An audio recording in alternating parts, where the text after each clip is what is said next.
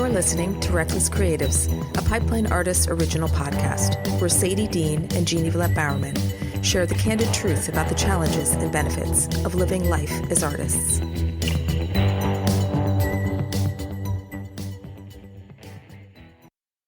Well, we're on our way out from Reckless.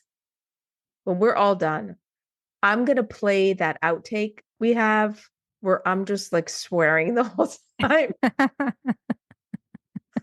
On the way out. On the way as out. our last on the way out. But today, we're not on the way out. We're with Charles Kipps. In this episode, you guys are going to hear about, okay, stop. Wait, hold on.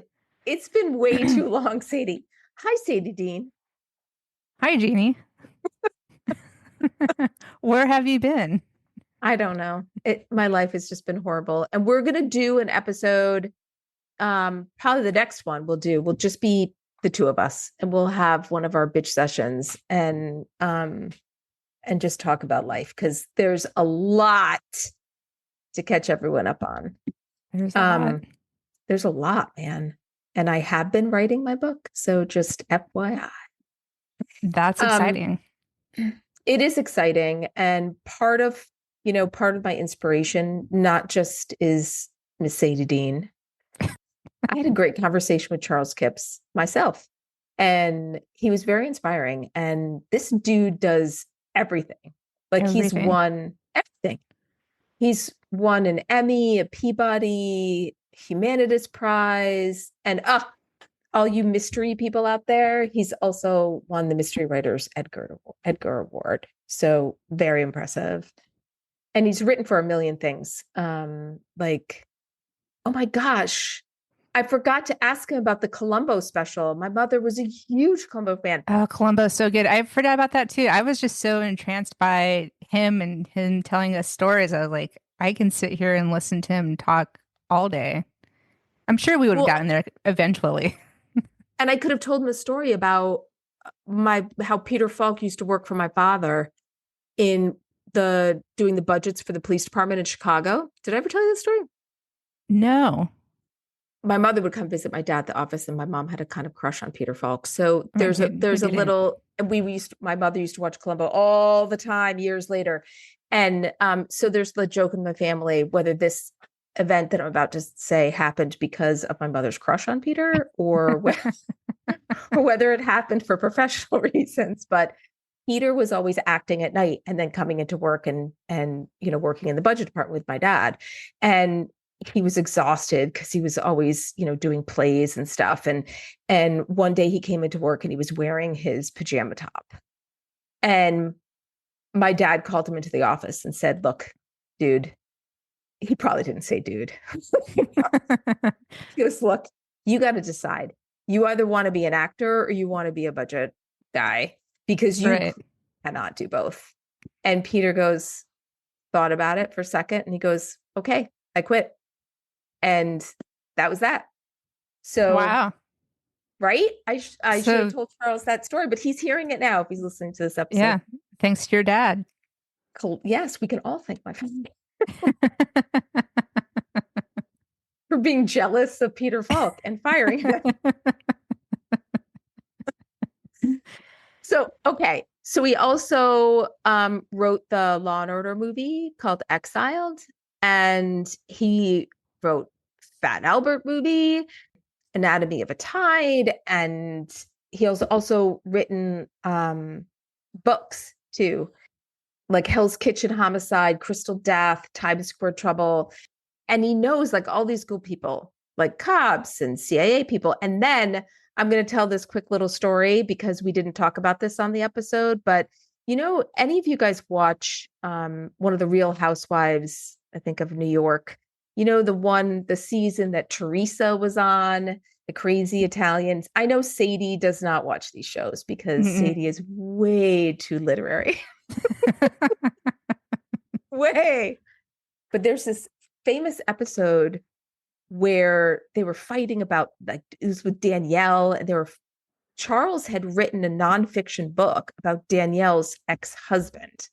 That whole season they were fighting about this ex-husband and Danielle, and Teresa, the book was on the table in the restaurant, and Teresa flipped the table. That Whoa. was Charles's book. Look at that. I'm telling you, the dude, This guy's everywhere. he's done everything. I mean, can you believe everything from, being a producer of Aretha Franklin's music Yeah. to having Teresa flip your book off a table in a restaurant? I mean, Who would have thunk who would have thunk? Yeah. when you're there with the queen of, She's just the queen, period. the queen of everything. Yeah. She is the queen, not Yeah. Teresa, to be clear here. No. We're not talking Right. about I don't even Teresa. know who Teresa is, but It's sorry, okay, you're not the trust me. queen. You're No. not the queen. This conversation was so cool, and there's a lot of really great insight that he gives, and especially about networking. I mean, Mhm. he was at the right place at the right time, and I think it just speaks to his generation. I wish we had a place like that, like a Cheers, which was, Elaine's was their equivalent, but just like knowing people and being a good person and not sucking and That's having right. good intentions. And his whole thing is all coming in with a plan, and he stuck to his plans, and it worked out for him. Yeah. in- And I in a love that beautiful he way. made the opportunities, Mhm. like he was like, okay, this is what I want. So what do I have to do to get there? And in my Balls of Steel column that just came out yesterday, which is not yesterday by the time this is live. So whatever, but I'll put it in the show notes. It's almost like I wrote the article as if I was Charles Kipps. Right. Yeah. You were You know? channeling Charles. I Yeah. was channeling him. It was great. So you guys are going to love him. He's really cool. And he also has some, he's going to start doing some Zoom classes on his website. So Mhm. we are going to put a link to his site in the show notes too. So you can stay tuned for when those hit. And I want to see if I can get him to teach something on Symposium. Ooh, that'd be awesome. Right? Yeah. Yeah. I'm going to twist his arm. I'm going to take him to a bar and feed him some martinis. Yep. And he's in. And he is in like Flynn. All right. So I guess we should shut up and when do we ever? And we'll get to Charles Kipps. So here's the man.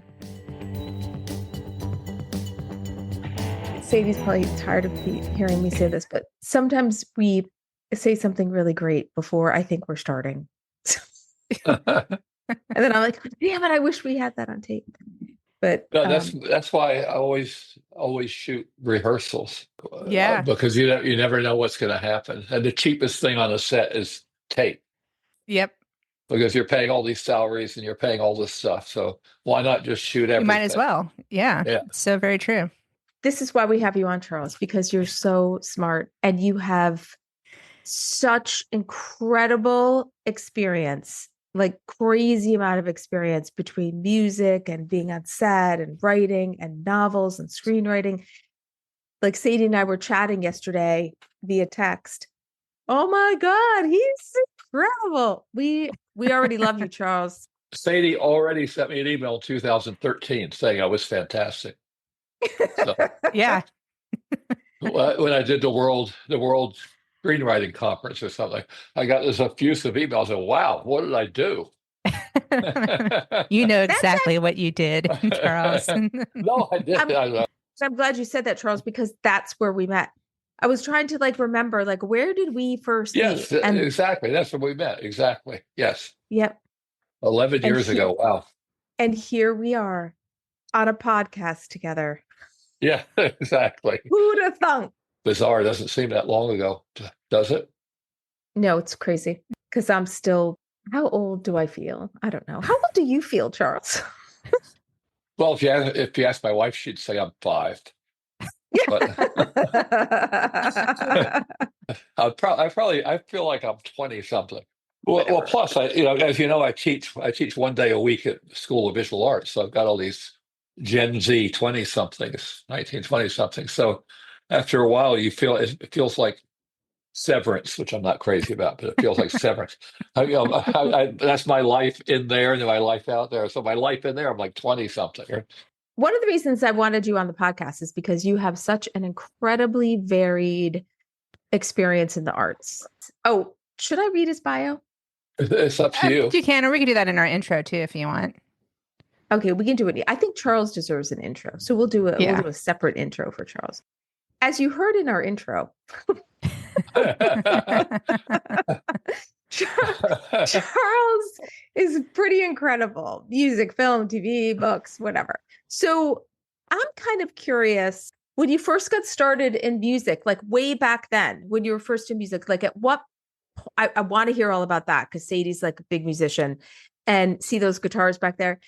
Want to hear about your transition from music to writing. But when you first started off as a youngin' in your 20s, which was yesterday, what were you thinking your artistic career would be?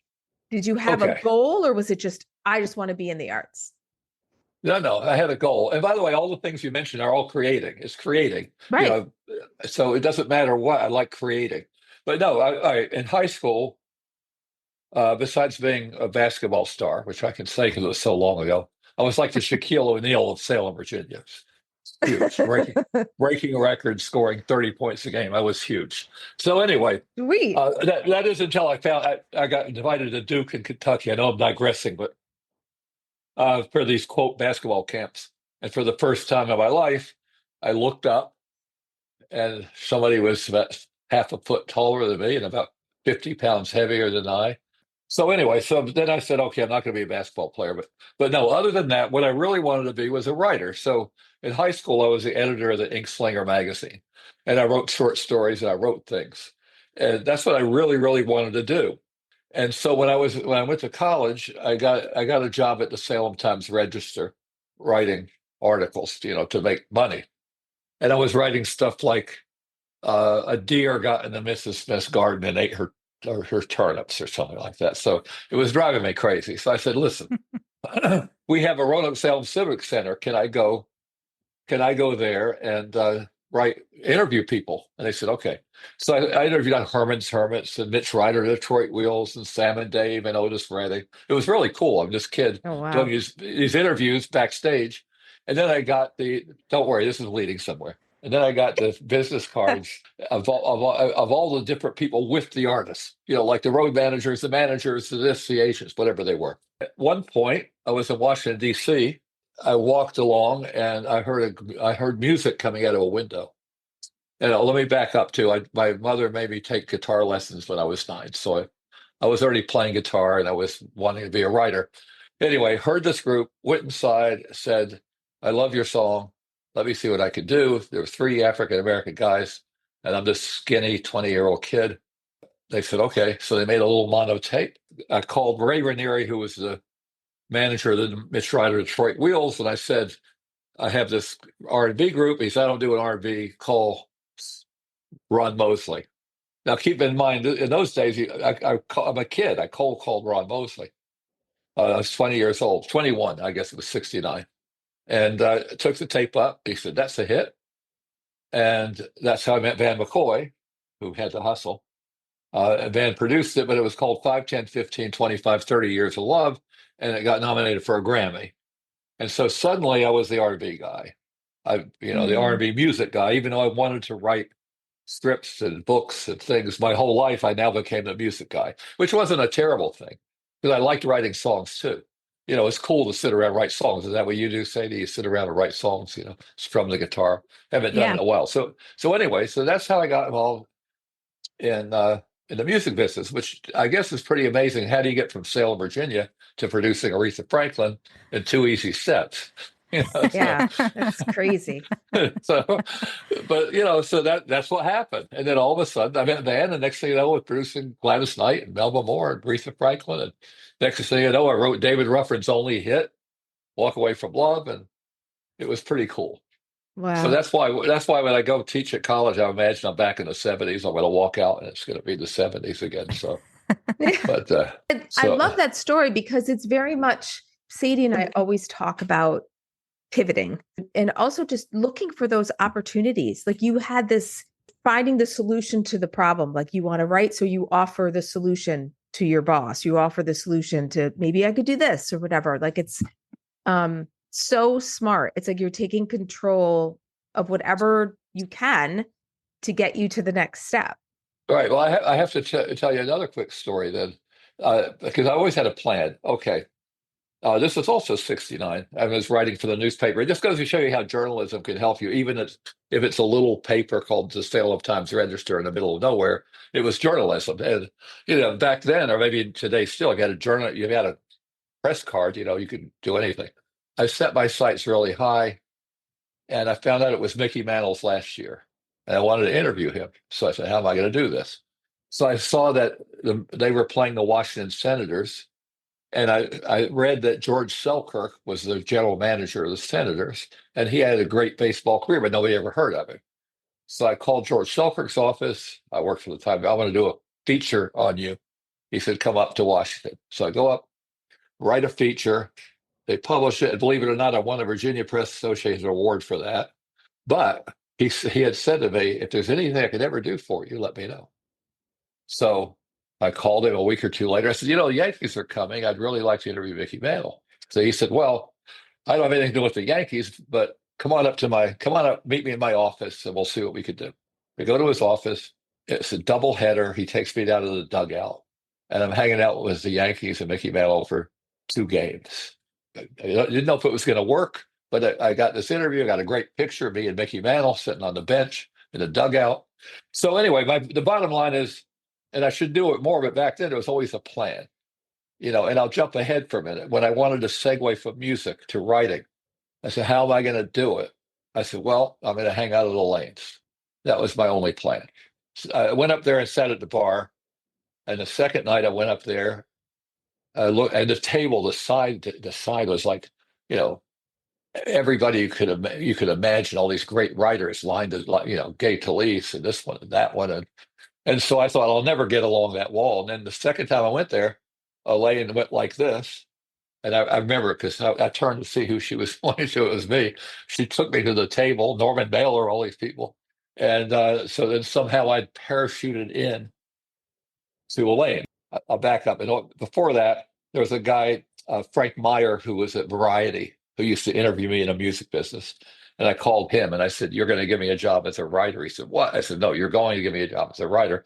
And so I wrote for Variety for a year and a half or so, which was part of the segue to Lanes, which was part of the segue into business. So anyway, it was all part of this plan. Okay, kids, anyone who let's backtrack here. This was what people used to do before social media. They used to physically go places and meet people and be in the place where the people you needed to meet were. Mm-hmm. Exactly. Yeah. But even now, I talk about social media at SVA. That's what they do. I started teaching at SVA 5 years ago when the COVID came along, and for a while it was online. It was Zoom classes. It's not the same. For example, we're having fun, but we'd be having a lot more fun if the 3 of us were somewhere together having a drink, right? Yep. Yes. Look, the problem is that film school graduates, there are so few of them working in film. And why is that? Yeah, because even SVA, I talk to them about it a lot. They don't talk to people about how to do anything. How to sell yourself, how to sell your scripts, or how to make contacts, or how to network. It's all trying to teach them how to write, which is ridiculous. I always say that nobody knows anything. That's what William Goldman said. You figure it out. I mean, that's really I don't try to tell them anything. And I hate stuff like inciting incident and all that stuff. It's like paint by numbers. Remember paint by numbers? Yeah. Where were you? Like, what was the right time, right place for you in terms of writing your first script and getting that either option sold or just getting to someone that you're like, I have to get it to this person? Elaine introduced me to a bunch of people, and she introduced me to David Black. So David Black said, do you have a writing sample?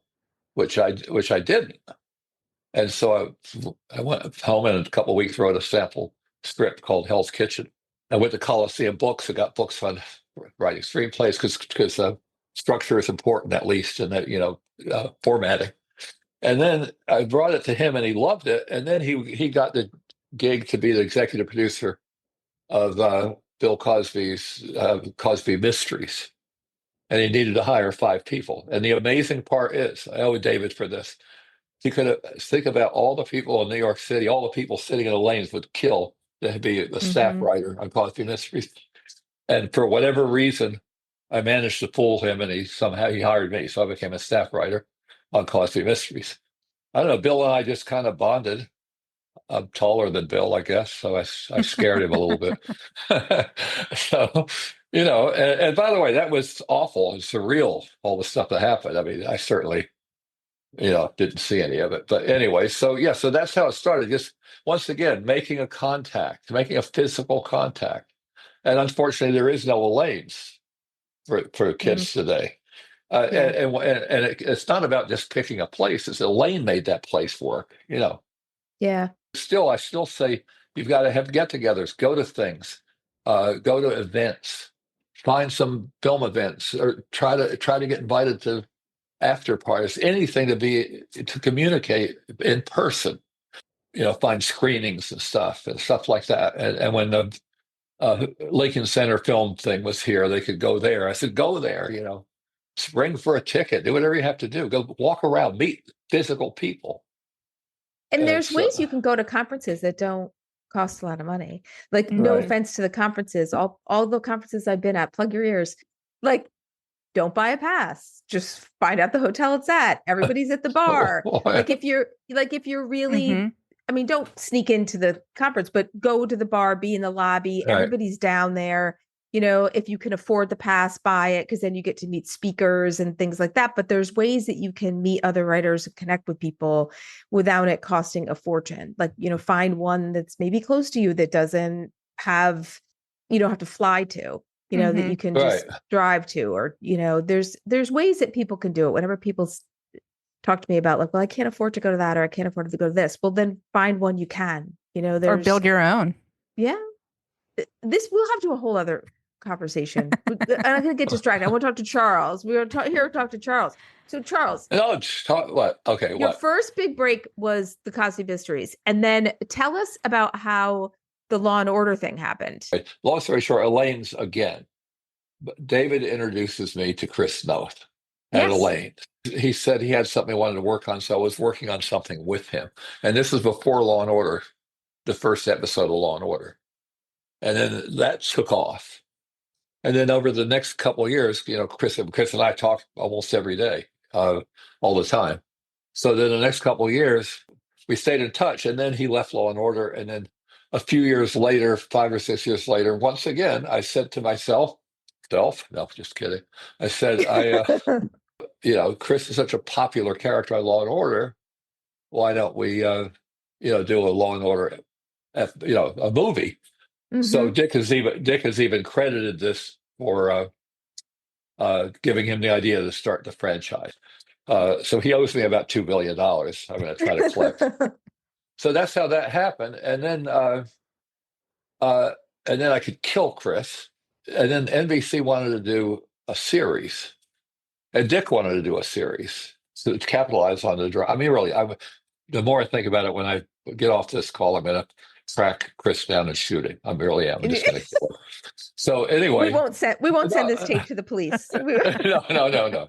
And Dick was like really adamant. He wanted to do a whole new.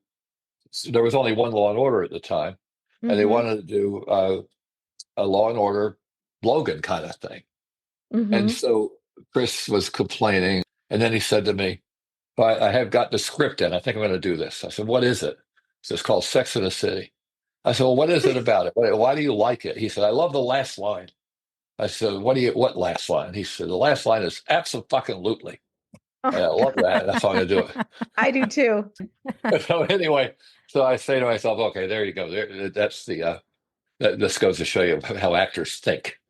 So anyway, so then of course, then the Law and Order Logan didn't happen, but Special Victims Unit happened now 24 years later.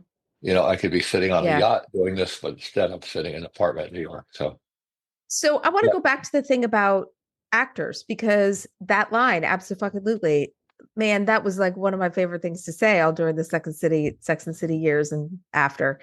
Can you talk about like advice to writers to attract talent?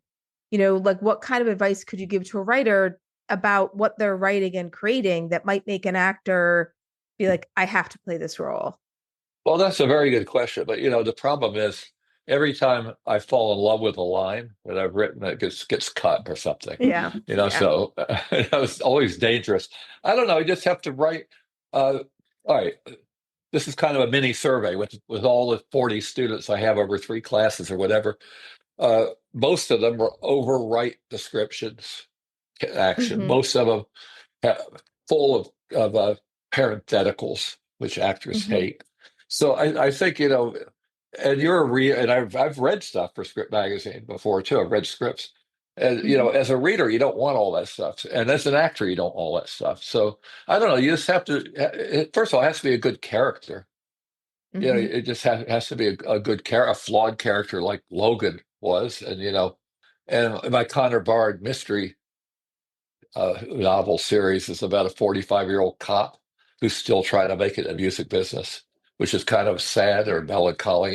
He's Mhm. 45 years old, he's still trying to make it, but it's a great character. He's good, but he's starting to be too old. Not too old, but he's old. He's not a 20-something kid trying to navigate today. So I think you have to come up with a good character.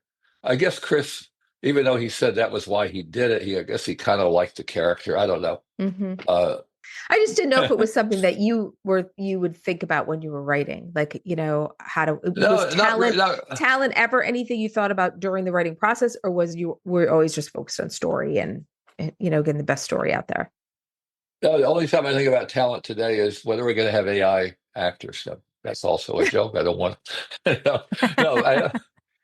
Yeah, it's funny, Jeannie, because I can't answer that question. I don't ever think about. I write what I want to write and hope people like it. I guess that's what I do. Yeah. I never Yeah. think about what to write. I just say, okay, I'm going to write this, and I never think about how I'm going to attract talent or anything. It's probably a mistake, but I don't. I just say, okay, I'm going to write this, and hopefully that works. Yeah. So, but yeah, I mean, you don't have to think about it. I think everything starts with character to me. It's all about character.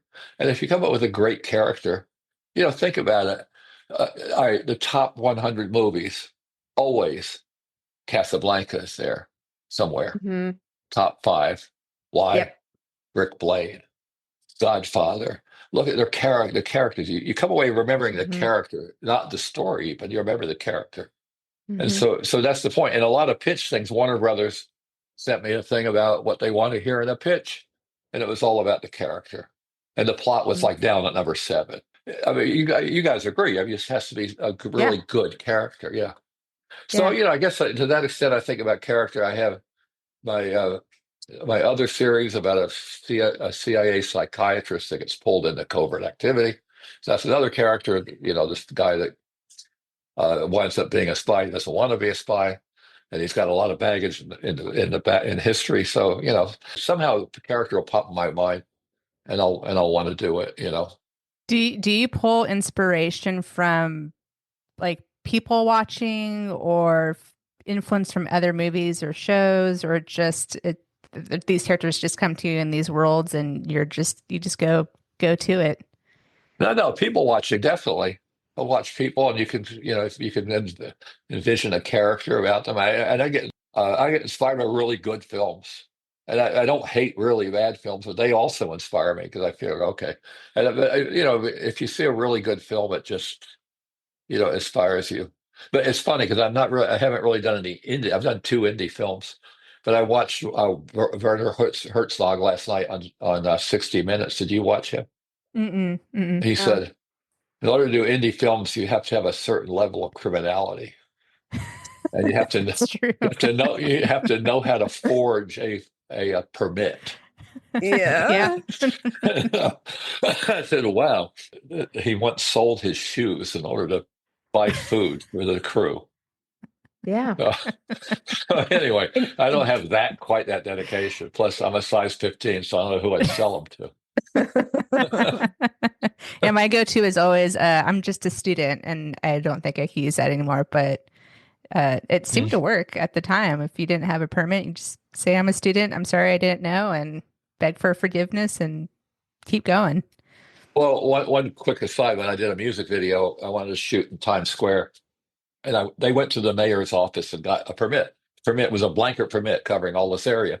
We were shooting, and I hired two off-duty cops that I know, because you can hire off-duty cops as security, because we're going to do it at Times Square.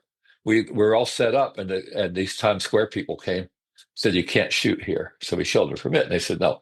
This is true, by the way. I didn't know this. This little triangle is Times Square Improvement District. Business, and so you have to get a permit from us, or you can't shoot here in this triangle. And so one of the cops just slid out his shield, and they went, "Oh, okay," and we shot there. But then I found out it costs like 25 grand or something to shoot in Times Jeez. Square. Oh my So God. some crazy number. But anyway, I don't know how we digress. But yes, like you said, Sadie, I'm just a student. I don't know, because my Right. students do the same thing. They do guerrilla stuff, and I'm just a student. Yeah. I didn't know. You could still pull that off, Charles. You could say you're just a student. Yeah, Student of right. life. But anyway, so back to, yes, everything is creating character. I mean, the Walk Away from Love, which struck the chord, obviously it was a hit. It's a character. It's Afraid to Fall in Love. It's still, I look at it as a character. So I don't know. Everything is a character. The novels, the screenplays. I've got a couple screenplays. I'm trying to, and that's the other funny thing. Since you like music, Sadie, it's really hard to get a film or television show done if it's got a lot of music because of the licensing. Mm-hmm. Mhm. So because I've got something that I've got a script that everybody likes, but it's music driven. It's full of music. The music will cost a fortune. So what I'm trying to do, once again, trying to find a way to get it done. I'm now talking to Universal Music, which has my catalog, saying to them, why can't you, it doesn't matter which songs, they need to be hit songs. Why don't you give me the songs and take the soundtrack album? Mhm. And that way I can do this at a much lower price. So this was like in the last week. So now they're considering that. We'll see what happens. So Hey, it's So never you've cross been. some come full fingers. circle. And you've come for full circle using your music knowledge to help you Yeah, with this I like project. writing music stuff, like Connor Barr is a musician, so I like that. Yeah, I just like combining music and narrative. Okay, so you've been doing this for quite some time. Yes. If you had to pick which medium you're going to do, like, songwriting, novels, screenwriting, I feel like screenwriting is your jam, but your novels are awesome too. Which would you pick? And also lessons that you've learned that have helped you writing in the other medium. We're going to do one thing, which I pick now. Yeah, I've got a gun to your head. Yeah. No, that's easy. And I tell you why. Right now, I would pick novels, and there's a couple of reasons. One is, I mean, I could show you, but Fat Albert, the script was covered with notes. Every page was writing and scribbling and all notes from a young girl who also. It's not. I mean, not the fact. I'm not saying that happened to be a young woman who gave these notes to Bill Cosby. And keep in mind, it was called Fat Albert, which Bill Cosby created. So Bill had her gone immediately because it was like crazy notes. But anyway, and yet with a novel, you get a few suggestions. Excuse me. Do you mind if no? Okay. So if you're a screenwriter, you have this target on your chest. And then the thing is, I think about, okay, what was the biggest thrill? It's hard. I mean, the first time I heard a song, that was kind of cool because I was driving to Virginia for a weekend with my flight attendant girlfriend. The first time I heard my first song, so that was See, kind of cool. that's why he shut the door. He was about to talk about his flight attendant girlfriend. And then the first time I saw my words on the screen and all that stuff, but I must say, somehow the biggest thrill was holding a physical book, in my hand. I don't know why, but it's smelling having this physical thing in your hand that you created. But but it's all a high. I mean, people don't believe this, and I'm not going to ask you about your past, but I've never done any illegal drugs ever. I took 2 puffs of marijuana, threw my girlfriend out, became paranoid for 2 days, and that was it. But I've never done coke. Even though I was around it every single day, every day in the 70s. It was awful. People were dying. from heart attacks when they were 26 and stuff like that. It was crazy. But I never have, and I get more of a high from creating than I do from anything else. Mm. That and coffee and a martini, those three things, right? Coffee to get on martini. So those And three things I like. there is something really that does. It is like this incredible high, like especially Yeah. when you solve a story problem or when I think that hit. Yeah. That You know, endorphin. Yeah. Yeah. yeah. When I try to Yeah. explain to people, about writing, they don't get that. And I mean, you get those hits all over the place, Charles. You're just smacked around between all the different things you do. No, but that's the best way to describe it. A hit. You get that hit. Yeah. When you get any kind of validation, I mean, even small validation from somebody who says, "Oh, this is great," you get that hit. Yeah. Mhm. But that's what creating is about. That's why I when I teach, I refuse to give detailed notes. You guys figure it out. Otherwise I'd have all 40 scripts that look like my scripts. So everybody has to find their own way. But I think the key is really what we talked about earlier is somehow having a plan. They don't have a plan. What's your plan? How are you going to get there?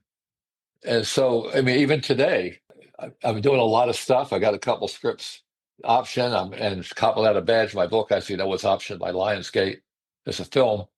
But even today, I have to come up with ways to do it because Hollywood's very funny, and I'm 76, so ageism is a factor. But so far, I've overcome it. But you can't just assume anything.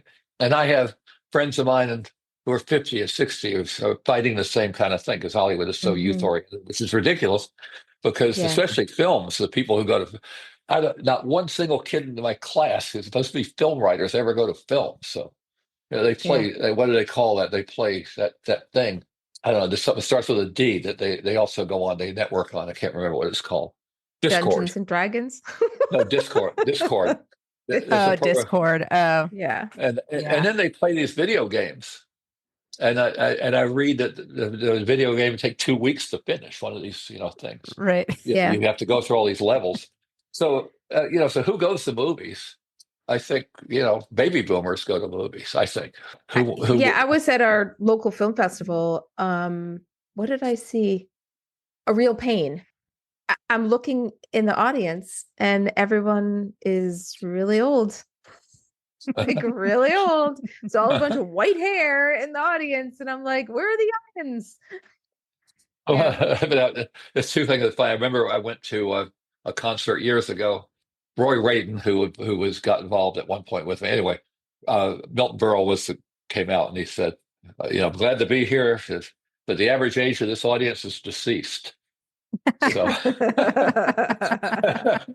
yeah. So, but no, but like you just asked me the question, age is I don't feel like I'm 76. I just don't. I've always got that energy. I think being creative helps you no matter what. Yeah. I mean, and I also think you're teaching, like you're with young people, like you surround yourself with people who aren't, I mean, that's a whole other conversation. There are people who are 76 who act like they're 96. You should know that I wound up going to college majoring in chemistry. And I love science. And by the way, I'm the IT person of all my friends.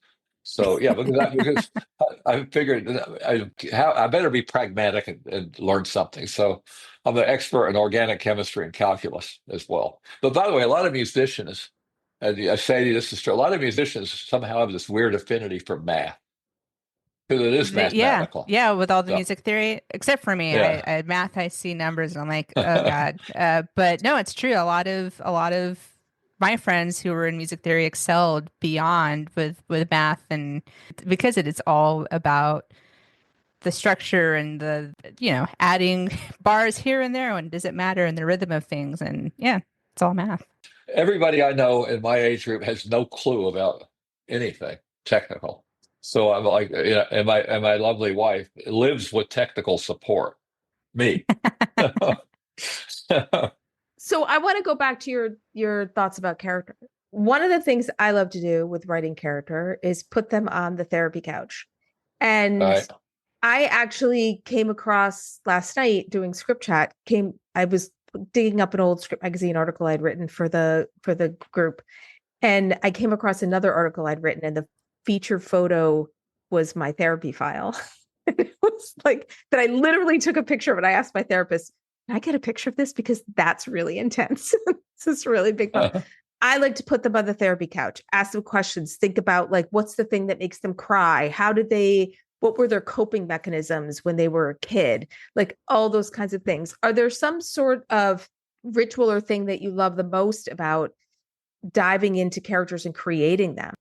Well, I mean, I don't do something as specific as that, but I do kind of. I daydream. If I start to write something, I start thinking about the character, what the character's life is like.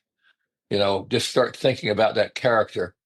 Kind of, I won't say channeling because that sounds too weird. It's not really channeling, and also I won't say this, but it's true. The characters can help you write stuff. Like Mm-hmm. what you do, you put them on a couch, and so I just think about it. Sometimes if I'm on a plane or a bus or this, I'll just lean back and I'll think about the character. What's he doing? What's his plan? Oh, and another thing I do I realized helped after a long time. I actually plot out a novel, sometimes a screenplay, but mostly novels on a calendar. What's he going to do tomorrow? What's happening in a week? And so I have a calendar up and I plot out his movements in a book, because somehow it helps me visualize what he's doing. For example, in Connor Bard, he bemoans the fact that all the music stores moved from 48th all the way somewhere else. So that's something real that I've felt. So Yeah. you're not in New York, you're in LA, right? Or no? I'm in LA. Yeah. Yeah. But in New York, all the music stores used to be on 48th Street, Sam Ash, and all the stores. And now they're gone, and I don't even know where they are. I think they're 30 something street. I guess maybe why I like to write a lot about musicians, because I was a songwriter. I wouldn't consider myself a musician. I mean, And what's interesting is, when you started off as a songwriter, you're creating this, foundation for the artist, which is the same thing you're doing as a screenwriter. You're, yeah, creating that foundation as the artist. But in a novel, you're everything. Mm-hmm. When you're writing a novel, you're the set designer, you do it all in a novel. that's a very good point. A novel or a play. I've written two plays. One got produced, a little short play recently, but a novel you create everything, and with a song or for example, Walk Away from Love. If David Ruffin had not performed it that well, I don't know if it'd been a hit or not, but he performed it really, really well. So, and he did it on the very first take. Fortunately, we recorded it, and we tried Wow. it a couple times. He said, "Can I try it again?" I was like, "Wow, I mean, why do you want to try it again? That was perfect." But he immediately liked the song. So, what made him like the song? I guess the lyrics. And by the way, Van McCoy arranged the song, so that also contributed to the song. So it's all Mhm. collaborative. But like you said, Janie, if you're a novelist, it's all you. For good or bad or whatever, it's all you. Nobody. It's just you. You create everything. But otherwise, you have a collaborative effort, whether it's with an actor or a singer. You have to depend on somebody else to Yeah. interpret your material. All Yeah. these other people to blame if it doesn't go right. Right. I'm Well, curious when it comes to characters and you're daydreaming about a character and thinking about what they're doing. How do you know where they're going to live? Is it going to be a screenplay? Is it going to be a song? Is it going to be a book? Do you know right away, or is it kind of organically fester for you until you kind of figure out your plan? that's a great question. I think, for example, when I came up with Connor Bard, going back to what you said about real life, I went somewhere because I know all these cops. My apartment on the west side used to be called the Midtown North Precinct Satellite Office. Because the cops, they were supposed to be on duty. They come by and hang out and have coffee. So I went to a thing with one of the cops, had a 4th of July party or something, and they had a band. And the singer was a cop, mid 40s, early 50s, whatever. Very good voice. But I said, wow, what a great character. Mm. Kind of. So that led me to say, okay, now I've got this great character, and I started thinking about the character, and I didn't think much about the plot. And I said to I said to Aida, I'm thinking about doing this thing. I don't know what I'm going to do with the plot. And she said, kill a lawyer. That's what I did. I killed a lawyer in the book. I mean, that became the guy who was killed. I But think so everyone wants yes, to kill a lawyer or two. yes. But so basically, that character was probably, well, not probably, was derived from some real life situation. I Mm. could picture this guy now really well because I saw this cop playing guitar, and I said, okay, this is a good character. The other character in my other novel, the CIA psychiatrist, I don't really know a CIA psychiatrist, although I've been in the CIA once, but I know as a shrink. Elaine's had their own shrink, Harvey White was his name, and he lives in Chatham. So Oh, the name of the character, Netherlands. well, he's got a house in Chatham. The name of the character is Harvey Chatham, and I he's saw that last night and I was wondering if you named it after my town. Harvey is real. He's a shrink Yes. and Chatham. But it's funny. We used to, and I don't know. Somehow I said, okay, this is a great character. He's an interesting guy. I should introduce the two of you. You could go have a drink with him or something. He's really interesting. I think Charles is trying to tell me I need therapy And a Yes. drink. and a drink. Now, one night I was at Elaine's and everybody's talking about their therapist. Now, keep in mind, I'm just, this guy from Virginia, kind of, well, transplanted to New York. So they're all talking about therapists. And Elaine said to me, "Who's your therapist?" I said, "I don't have a therapist." Everybody, what? But I probably need one worse than anybody. But yeah. So anyway, and he's a pharmacologist. Yeah. So those kind of guys. Oh, okay. Take this pill. You'll be okay. It's Yeah. chemical imbalance. Just take a pill. And he Yeah. believes that everything can be solved with pharmacology. My daughter's a therapist and my son-in-law is a doctor of pharmacy. So Oh, there you go. One stop. there you One go. stop there. Well, he can't prescribe pills, but and she doesn't either. But anyway, sorry to my daughter for ever mentioning her in podcast. See, this is why she probably became a therapist because I was her mother. Yeah. I would love to know, looking back in time and all the experience you've had, and I mean, coming from Aretha Franklin to, all of this, where your creative life has taken you. Like, if you could go back in time to that 1969 guy making cold calls, whatever, like what advice would you give him? What do you wish you knew back then? And maybe, or was it better not to know? Do you have to have paid to write? I feel like I write better if I'm visceral about something. Yeah. Yeah. I think about that album that Pink came out with when she got divorced. Oh my Right? God, that was so good. And that couldn't have come out of her unless she was in all this pain. I'm sure you Yep. don't listen to Pink, but I'm just saying. But I No, always think of that album no, when I think about people working through something through their no, I art. like the song. I like the Pink song about, uh, I can't remember what it's called now, but the professor. I can't remember, but I Yeah. like the melody. I like the song. No, Yeah. I try to listen to everything.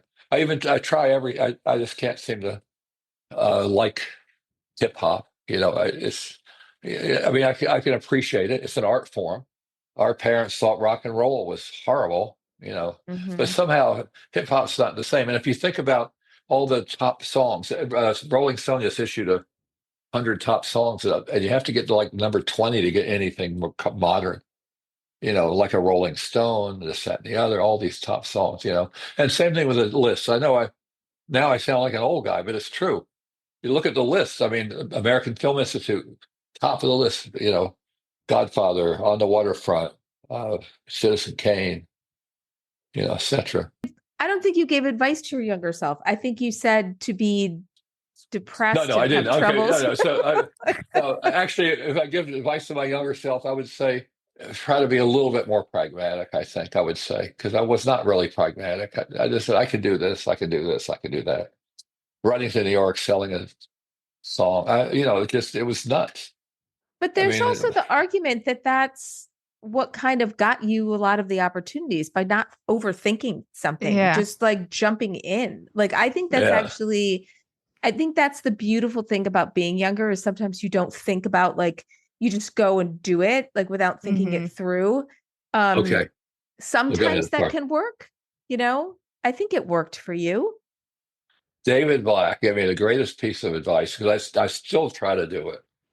He said, when I was laboring over something a few years back, he said, "What would you do when you were 20?" Mm-hmm. And that was like, wow. And then I knew what to do. See, for me, that works the opposite because Well, when I was 20, I was really insecure and I wouldn't like take those risks and I wouldn't put myself out there. I just was so insecure. So for me, that's probably why I don't want to go back to being 20. But okay. So what would you do so differently when you were 20? That would be your God, no question. one's turned this question on me before. Charles. Um, I would have more confidence. I would believe in, I would tell myself, girl, believe in yourself more. My dad tried to tell me that. He used to tell me that it started off, I think, maybe 60%, then it got up to 70, 80. By the time he died, it was 90%. Of the rest of the world is not as bright as you or stupid or like, don't be intimidated by, other people because you have so much to offer. And I never believed it. And so for me, if I could go back and tell my younger self something, it'd be like, yeah, believe in yourself. Okay. Yeah. What about you, Sadie? But Let's turn it on you. Not Me, fair, Charles. Got to do yeah, it with somebody else.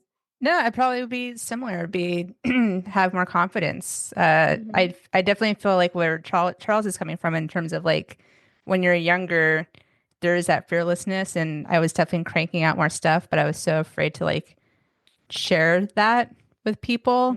Mhm. Instead, I was like, I would rather help other people, and I'd work on their stuff and help them shepherd that. And then when it came to me, I was like, no, it's okay. You don't need to read my thing, and but now I'm like, what was I thinking? I had all this stuff and I could have done it. And Yeah. now I'm just, yeah, well, yeah, Whatever. yeah. well, It's I had a good high school experience. I was a basketball player, so you were a star. I had a great time in high school. Whereas a lot of people I know didn't. For example, somebody wrote about a guy. I won't mention his name. I don't follow. I'm not on Facebook much anymore, but there's a page for my high school, and someone said so and so can talk to people now. I was like, what does that mean? I remember him as being this little shy guy. So and so, I was at a party. So and so can talk to people now. Okay, I mean, I don't want to make light of it, but a lot of people with different kind of issues. But now my father deserted our family when I was 16, but I had basketball. So And but that's part of the thing about when you're creating characters, like you think about their childhood wounds and, Hmm. yeah. all that kind of stuff. I mean, do you find that there's like certain themes that you repeatedly, explore in your work? That's a very good question. I don't know. Probably. I don't know. I mean, so doctor, we have more time in this session. I know. I know. Themes. I don't know. Maybe I'm just trying to think. It's probably loss. Some sort. Lost love. Lost this Yeah. difficulty to trust. Maybe all that kind of stuff. You know. Okay. Uh, I read just because we're talking about therapy and characters. I saw this thing that came across my feed on social media, and it's from an account that I don't even follow. It's from an account called Tiny Buddha, and I took a screenshot of it because it really spoke to me. all right. Because I think like it's something that if you're writing your little backstory of your character, it just feels like something that would make a writer be like, oh my God, now I know what to do with this person. All Um, right. I read somewhere that when you don't feel wanted, we make ourselves feel needed. And I realize now that's what I've been doing my entire life. Yeah, that's Yeah, good. Right. Yeah. So yeah. Yeah. there's all these little inspirations everywhere out there, but that is something that, see, when you put your character on a therapy couch, that might come out of their mouth. That might. You're exactly right. If I'll have to see, but my character is reluctant. I'll have to try to get him in. I'll see what I can do. Maybe he doesn't want to pay the copay. No, I guess not. But no, that's I love inspirational things like that. I'll email it to you so you don't forget it. Okay. But it's funny. And we'll how the talk brain, about it at our next session. Exactly. So at your next session, here's something else that I think is something to think about with your characters is you think about that, what do they call it? The exit confession, that when you're leaving your therapist's office, you say that thing, next time we should talk about maybe this, and then they run out the door. Yeah. Like, what would your character say is their exit confession? So this is your exit confession, Charles. We're about to wrap up. What's your exit confession? Well, exit confession. Wow, that's hard. See, if you had me speech. Let me think about it for a minute. So, You can think but about it as long as you want. so exit confession. Next time we should talk about who the Giants are signing up a quarterback. No, I'm just kidding. So you call it denial avoidance. So Avoidance, yes. Yeah. But if your character would say that, that would also tell you something about your character. Yep. yeah, that's true. So I really want to just ask you, like, between having students and, writing your own work and all these years of experience, what kind of advice do you think that next generation coming up like really needs to hear, and new writers really need to hear? I say the biggest advice is, all right, you have to really first take an inventory. You have to be honest about your talent. I mean, I know that for my students because some of them, I'm sorry, just are not going to make it. I'm not going to tell them that. But so you have to be honest. For example, at one point, I wanted to be a basketball star. I'm too small at 6'8", so I couldn't be that. So I mean, but what can I do? I could be mayor of New York if I wanted to, even though it's still a long shot. But what can you do? So that's number one. And then number two, just have a plan. Nothing happens by accident. Have a plan. I mean, if I look at everything I've done, it's all been a plan. It's been some kind of plan. Even if it's a vague plan, it's just that's still a plan. Like I told you about Mickey Mantle, that was a plan that worked. And then all the stuff that I happen to have a Rolodex of all these people connected to all these major artists. So I was able to get to somebody in New York. So it's just having a plan. Now it's harder today. And Elaine's was one plan that worked. Another plan was I wanted to write a novel, and who do I know? Well, I knew Bill Cosby's agent. And so I went to him, and everybody was telling me at Elaine's, forget fiction, you can't sell fiction. And see, that didn't deter me. That's the other thing. If you really know what you want to do, don't let anything deter you. So I went to Bill's agent and said, I want to do it. He said, well, first you have to write it because it's fiction. As you know, you can do a proposal for nonfiction, but fiction, you have to write the whole thing. So I wrote a novel, got it to him, and he sold it to Simon & Schuster. But at least, there was some connection. It all started way, way back, when I was able to, when I just said, I'm going to Elaine's. I'm going to where people are. And so I guess, I mean, that's hard to tell young people because there aren't places like that anymore. But like you said, go to conferences, go somewhere, get around people. That's the only way it's going to happen, I think. Well, not the only way, but if you're around people in a room, you're bound to, and that's the other thing. You have to be a little bit, I mean, you guys are terrific. I try to be outgoing, but some people aren't. That's the other issue. If they're shy and introverted, even if you put them in a room, they're not going to necessarily. I don't know. It's just I would just say have a plan and get somewhere where there are people and not on social media. Use social media, but make sure you go somewhere where the live people that you can talk to and communicate with. Like David Black and I bonded, and I wound up going on the show. So, but I couldn't have done it any other way. Yeah. And I think that's what I like about your story is because and actually this is the article I wrote for Script Magazine talking about it's who you know. And what I love is that you've given us a very good example of your path.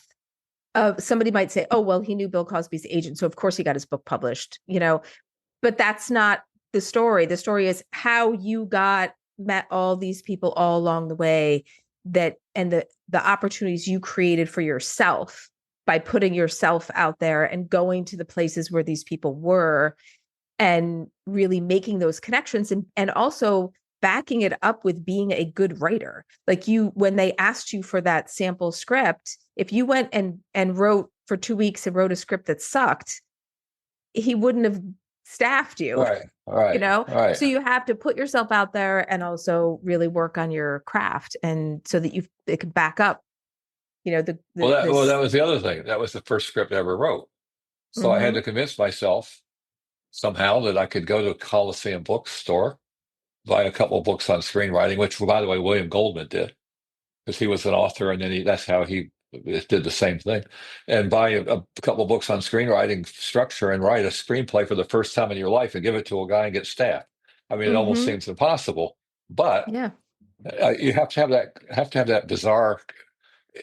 Of course, I have a lot of doubt, self-doubt. Is this good? I'm a terrible writer. I've been fooling people for too long, that kind of stuff. But you still have to have that kind of, you have to have it some kind of something. Go forward, do it, do it, do it. Okay, you have a shot. At least you have a shot. Take the shot. If you don't take the shot, nothing's going to happen. So you give it a shot. And so that's the whole thing. And this is the quote from somebody the other day in an interview, not me, but I love this quote. He said, "I just want to get up every day and wonder what I'm going to do." And Yeah. that's what I feel. Just get up. What am I going to do today? What's going to happen today? And so now I am going to start doing, for the first time, I'm going to do Zoom classes. I think that's a great idea. It's, getting out of an actual classroom so that the rest of the world can learn from you. I think that's fantastic. Yeah, I'm going to do very small classes and just start doing once in a while whenever I feel like it. But would have thought how much I'd like teaching till David Black kind of Hmm. pulled me in. And there's Hmm. something about it. One day a week, what's the big deal? Hmm. Go on a Wednesday. I have 3 classes on Wednesday and just these little sponges. You know, I'm going to start doing these classes, different classes. For example, I may do one called Capturing Life, which is about bios and memoirs and things. And then I was thinking about doing one called Mindful Writing, which isn't quite as new age as it sounds. It's about writing to help. But I have to be careful. I don't want it to sound like it's a cure-all, but using writing. I mean, I actually use writing to get through things sometimes. And if I've Yeah. got a lot of quotes. Stephen King, rather. I'm sorry. All these people said, yes, I use writing to get through things. So it's my own form of therapy. Hmm. I was thinking about that earlier today, about writing and certain things that have happened in my life where writing seemed to, I don't want to say cure the problem, but it allowed me to take control of the situation that was definitely out of my control. And writing, not necessarily about the thing, but just writing in a way that it really does sort of free you and make you give you this moment of, well, that hit that we were talking about. Maybe it's the Hmm. All hit right. that helps you get through that moment. Well, like Jenny just said, not necessarily writing about that, but Mm-hmm. obliquely, obliquely writing about that, Mm-hmm. kind of. So I don't know. Like Connor Bard in my novel says, he at one point he says, forget psychoanalyst therapy by song lyrics. So he Mm-hmm. uses song lyrics for therapy. So and by the way, music, just as much as I love screenwriting, music's the only thing that can make you feel in seconds. Yep. you Yeah. know, seconds. Yeah. The minute you hear a song and it takes you right back, and nothing Yeah. else can do that. Yeah. So that's why the screenplay I'm trying to get set up full of songs. So I'm kind of cheating. I'm using the songs to make the audience feel something. Well, So, I'm really but glad that you mentioned that you have moments of feeling insecure, because when you started talking about how confident you were, I thought, who is this man? Like, who is it? You can't be an artist and be confident.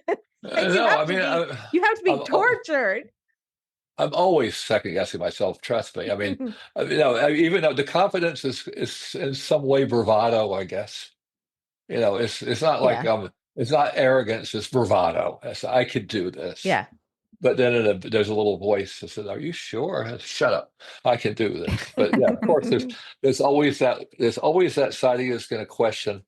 But Van actually used to say, Van McCoy was an incredible arranger, and he had to hustle and everything else. And he used to say, "I've been fooling them for a long time." So so that's why Hmm. you feel. I think most artists have the imposter syndrome. Yeah, Uh, 100%. yeah, Yeah. yeah. At some point, everybody, what do these people know? Even the ones that say it's good, they don't know anything. Yeah, Yeah. Yeah. yeah. So, but you have to just somehow fight through it. It's like, have you ever jogged? I used to jog all the time, long Yep. distances. There's a wall. You have to, once you pass that certain wall, you can jog forever. Yeah. Get in You that know, but zone. getting up to that certain point, you feel your legs get heavy, and then all of a sudden, you can get through it. Well, anyway, no, this has been the greatest thing in the world. So same time tomorrow? No, just and therapy with your martini. Yeah, okay. We should do it. Right? That's right. We should do it at 6 or 7. Actually, that'd be good for Sadie because she's in LA. Yeah, We should do it. martini therapy. Change the whole title of our podcast, Sadie. Martini therapy. Yeah. Okay, I could stay on all day. See, I have nothing else to do. This is really great. This is what writers do. What can I do other than write today? That's the other thing I do. Yeah.